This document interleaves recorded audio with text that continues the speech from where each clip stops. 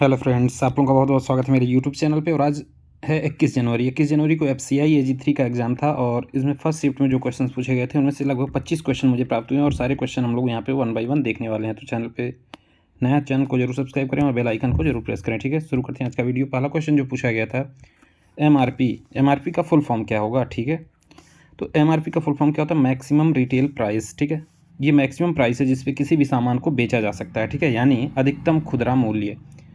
MRP किसी सामान की वह कीमत होती है जिससे अधिक पैसे पर उसे नहीं बेचा जा सकता है। कोई भी खुदरा दुकानदार जो होता है किसी ग्राहक से सामान के बदले ज़्यादा से ज़्यादा MRP के बराबर की कीमत ले सकता है। तो ये क्या है? MRP और मैक्सिमम रिटेल प्राइस। इस क्वेश्चन का आंसर क्या हो जाएगा? Maximum retail price. ठीक है, अधिकतम खुदरा मूल्य। नेक्स्ट क्वेश्चन जो पूछा गया था, वास्को डी गामा पहली बार भारत के किस जगह आया था। ठीक है, सबको पता है कि 1498 में वास्को डी गामा भारत की खोज किया था, उसके द्वारा किया गया था। वास्को डी गामा 20 मई 1498 ईस्वी को भारत में आया था और यहाँ कालीकट के बंदरगाह पर उतरा था। 8 जुलाई 1497 को पुर्तगाली नाविक वास्को डी गामा जो है भारत की खोज में निकला और वो 20 मई 1498 को केरल के कोझीकोड जिले के कालीकट यानी कापड़ गांव जो है पहुंचा था। ठीक है, तो इसका आपका करेक्ट आंसर क्या हो जाएगा? कालीकट के बंदरगाह में, और यही आपके ऑप्शन में था। ठीक है, नेक्स्ट क्वेश्चन पूछा गया था, रॉलेक्ट सत्याग्रह किस वर्ष हुआ था। ठीक है, रॉलेक्ट सत्याग्रह प्रस्तावित रॉलेक्ट एक्ट 1919 जो 1919 में हुआ था, इसके खिलाफ एक राष्ट्रव्यापी सत्याग्रह था और इसे 1919 में महात्मा गांधी द्वारा लॉन्च किया गया था। ठीक है, तो कब हुआ था? 1919 आपका इस क्वेश्चन का करेक्ट आंसर हो जाएगा। और रॉलेक्ट सत्याग्रह ने गांधी जी को वास्तव में राष्ट्रीय नेता जो है बना दिया था। तो करेक्ट आंसर 1919 हो जाएगा। नेक्स्ट क्वेश्चन पूछा गया था, पहली बार जो ट्रेन चली थी भारत में, वो ट्रेन कहाँ से कहाँ तक चली थी, यानी मुंबई से कहाँ तक चली थी। तो मुंबई से ठाणे के बीच चली थी। ठाणे आपका ऑप्शन में जरूर रहा होगा। भारत में 16 अप्रैल 1853 को पहली यात्री ट्रेन जो है बोरी बंदर बॉम्बे और ठाणे के बीच 34 किलोमीटर की दूरी पर चली थी। और ये जो है किसके द्वारा चलाया गया था? तो साहिब, सुल्तान और सिंध नामक तीन इंजन से जो है इस ट्रेन को चलाया गया था। और उस समय वायसरॉय कौन था? तो डलहौजी के कार्यकाल में चला था। और भारत में जो ट्रेन का रेल का जनक किसी का माना जाता है? डलहौजी को ही माना जाता है। ठीक है, नेक्स्ट क्वेश्चन पूछा गया था कि which city is known as city of joy in India. ठीक है, तो इसे 1992 में रोलेट जोफ द्वारा एक फिल्म के रूप में रूपांतरित किया गया था और कलकत्ता को इस नाम से जो है जाना जाता है और सिटी ऑफ जॉय उपनाम दिया गया। ठीक है, हालांकि स्लम अपने जुड़वा शहर हावड़ा में एक क्षेत्र पर आधारित थी। ठीक है, नेक्स्ट क्वेश्चन पूछा गया था, रामकृष्ण मिशन की स्थापना किसने की। ठीक है, तो भारतीय समाज सेवा संगठन रामकृष्ण मिशन की स्थापना जो 1890 में 1 मई को हुई थी। जाने इस मिशन से जुड़ी महत्वपूर्ण फैक्ट क्या है कि मिशन की स्थापना स्वामी विवेकानंद ने की थी, जो कि रामकृष्ण परमहंस के परम शिष्य थे। ठीक है, किसके द्वारा किया गया था? स्वामी विवेकानंद के द्वारा। और किसके यादगार में? तो रामकृष्ण परमहंस के यादगार में। ठीक है, नेक्स्ट क्वेश्चन पूछा गया था, PM अंत्योदय योजना का नया नाम क्या है। तो राष्ट्रीय शहरी आजीविका मिशन नाम दिया गया है इसको। किसको? PM अंत्योदय योजना को। इस योजना के तहत शहरी क्षेत्रों के लिए दीनदयाल उपाध्याय अंत्योदय योजना के अंतर्गत 4041 शहरों और कस्बों को कवर कर जो है पूरे शहरी आबादी को लगभग कवर किया गया है। ठीक है, तो इसका क्या नाम रखा गया? राष्ट्रीय शहरी आजीविका मिशन। ठीक है, नेक्स्ट क्वेश्चन पूछा गया था, रिलायंस जियो ने हाल ही में किसके साथ जो है पार्टनरशिप का जो है साइन किया है। ठीक है, तो UK football club Manchester city ने जियो प्लेटफॉर्म्स लिमिटेड जियो के साथ एक नई रीजनल पार्टनरशिप की घोषणा की है, जो भारत के प्रमुख डिजिटल सर्विस ब्रांड को भारत में क्लब का आधिकारिक मोबाइल कम्युनिकेशन नेटवर्क बनाएगा। तो किसके साथ साझेदारी किया है? तो UK के फुटबॉल क्लब जो है मैनचेस्टर सिटी। ठीक है, इसके साथ जियो ने जो है पार्टनरशिप का जो है अनाउंसमेंट किया है।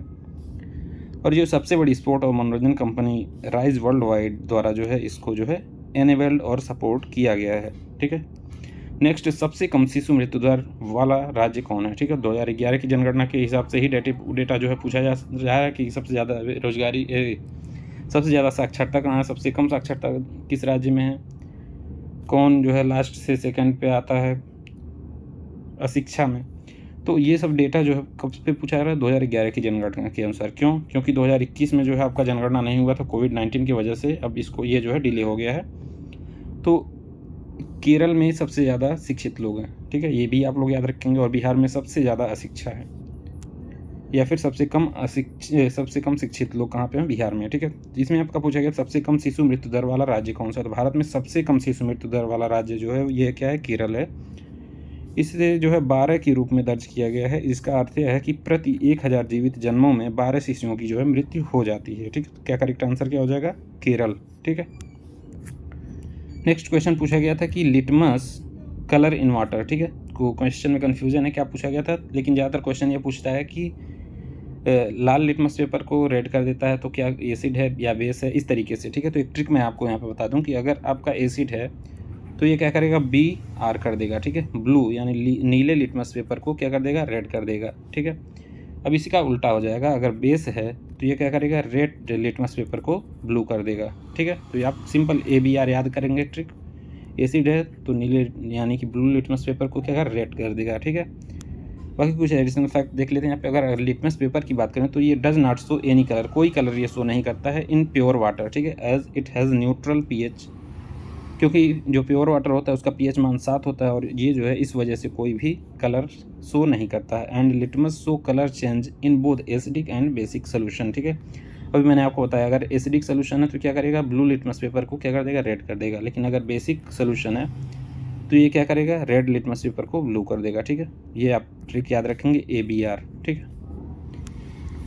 नेक्स्ट क्वेश्चन पूछा गया था मानव पसलियों में कितनी हड्डियां होती हैं, ठीक है। तो मनुष्य में आमतौर पर 12 जोड़े यानी कि 24 पसलियां होती हैं, लेकिन इसमें हड्डियों की संख्या अगर पूछी गई है, यहाँ पे हड्डियों की संख्या पूछी गई तो 25 हड्डियां होती हैं, ठीक है। इसमें पसलियों की संख्या 24 अर्थात 12 जोड़े होते हैं। इन पसलियों को जोड़ने वाली हड्डी को क्या कहा जाता है? स्टर्नम, ठीक है, बोन कहते हैं, जिसकी संख्या 1 होती है। यानी एक ये और ये 24 दोनों को मिला कितनी हो गई? 25, ठीक है। नेक्स्ट क्या है? ज़्यादातर पसलियाँ स्नीक में होती हैं जहाँ करीब 200 से 400 होती हैं, ठीक है। नेक्स्ट क्वेश्चन पूछा है ग्रामीण लोग को एक साल में 100 दिनों का रोजगार किसके द्वारा, किस योजना के द्वारा जो है दिया जाता है, ठीक है। तो ये योजना है महात्मा गांधी राष्ट्रीय ग्रामीण रोजगार गारंटी अधिनियम यानी मनरेगा के द्वारा जो है ये दिया जाता है। भारत में लागू एक रोजगार गारंटी योजना है जिसे 7 सितंबर 2005 को विधानसभा द्वारा जो है अधिनियमित किया गया, ठीक है। 2005 में इसको पारित किया गया। ये योजना प्रत्येक वित्तीय वर्ष में किसी भी ग्रामीण परिवार के उन वयस्क सदस्यों को 100 दिन का रोजगार उपलब्ध कराती है जो प्रतिदिन 220 रुपये की सांविधिक न्यूनतम मजदूरी दर पर सार्वजनिक कार्य संबंधित अकुशल मजदूरी करने के लिए तैयार हैं, ठीक है। मनरेगा को एक वित्तीय वर्ष में कम से कम 100 दिनों की गारंटीकृत मजदूरी रोजगार प्रदान करने, ग्रामीण क्षेत्रों में आजीविका सुरक्षा को बढ़ाने उद्देश्य से शुरू किया गया था, जिसके लिए क्या किया गया? प्रत्येक परिवार के वयस्क सदस्यों को अकुशल मैनुअल काम करने के लिए स्वयं सेवा जो है किया गया था। तो ये क्या आपका करेक्ट आंसर क्या हो जाएगा? मनरेगा, ठीक है। नेक्स्ट क्वेश्चन पूछा गया था G20 समिति भारत में कहाँ हुआ है। तो इस क्वेश्चन में थोड़ा सा कन्फ्यूजन है, लेकिन G20 समिति से इंपॉर्टेंट रिलेटेड जो इंपॉर्टेंट फैक्ट हैं वो हम लोग यहाँ पे देख लेते हैं। वर्तमान में भारत में G20 की अध्यक्षता जो भारत कर रहा है, ठीक है, ये आप लोग जानते ही हैं। इस दौरान हिंदुस्तान के दिल कहे जाने वाले मध्य प्रदेश में G20 के एंगेजमेंट ग्रुप यानी थिंक 20 की 2 दिवसीय सम्मेलन का आयोजन होगा। विदेश मंत्रालय की संस्थान RIS research and information system for developing countries, ठीक है। G20 के विशेष सम्मेलन think 20 global governance with life value and well being, ठीक है, वेल बीइंग का आयोजन भोपाल में करेगी। यह सम्मेलन 16 और 17 जनवरी को भोपाल के कुशाभाऊ ठाकरे कन्वेंशन सेंटर में जो है आयोजित होगा, ठीक है।